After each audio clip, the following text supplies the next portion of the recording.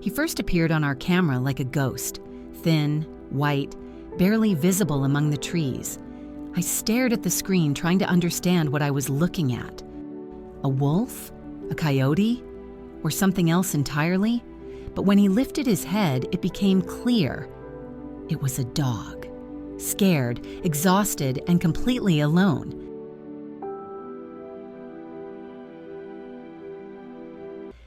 I ran outside right away, set down a bowl of food and water. I didn't know if he would ever come back, but I just wanted to give him a chance to survive. The next day, he appeared again on camera, still cautious, head low, as if he no longer believed that the world could be kind. At first, I thought I might be mistaken. Maybe it was just a wild stray wandering through the area, but I decided to ask around and post it in our local Ring camera community. Does anyone know what kind of animal this is? The responses came almost immediately. That's not a coyote. That's CJ, the dog who went missing a few months ago. It hit me like a jolt. All that time, he'd been out there, surviving alone, without food, warmth, or safety, in a forest full of bobcats and bears.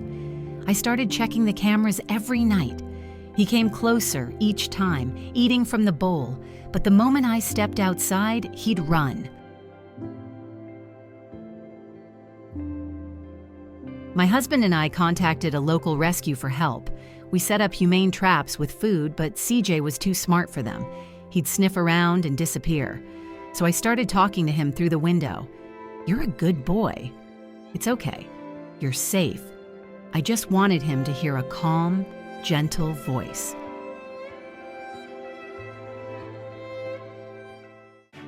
A few days later, I bought some toys. Rubber ducks, little balls, anything that might catch his interest. When I placed them near his food, he approached, grabbed one of the ducks in his mouth, and suddenly started hopping around. For the first time, I saw joy in him. That's when I knew he was beginning to trust me. We opened the garage door, laid down a blanket, and left some food inside. I wanted him to feel he could come in whenever he was ready, without pressure, without fear. And one morning, I woke up to a strange noise. My husband whispered, "He's inside." I looked out, and there he was, standing in the garage, chewing on an old blanket and looking around. We quietly closed the door. He stayed. At first, he was wild, trembling, pacing, confused. He bit at pillows, tore the blanket, and then suddenly just lay down in the middle of the room and fell asleep.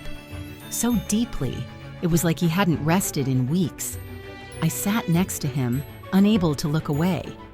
In that moment, I realized I was watching a living miracle. Proof that even a broken soul can learn to trust again. What was that? You're famous. Everybody loves you. Then something changed. He came up to me, gently pressed his nose into my palm, and just stood there. I could feel his breath, warm, shaky, but calm. From that moment, it was like an invisible bond formed between us. He became my shadow. Now CJ lives with us. He sleeps at the foot of our bed and runs to greet us every time we come home. He loves to play, especially with that same little rubber duck he found on his first day. On walks, he stays close, always right by my side, as if afraid to lose us again. Sometimes I think back to that ghostly, frightened figure I first saw on camera, and I can hardly believe it's the same CJ. Back then, he was just a shadow. Now, he's family. If you like this story about CJ, please like, comment, and subscribe to the channel to see more touching and heartwarming stories.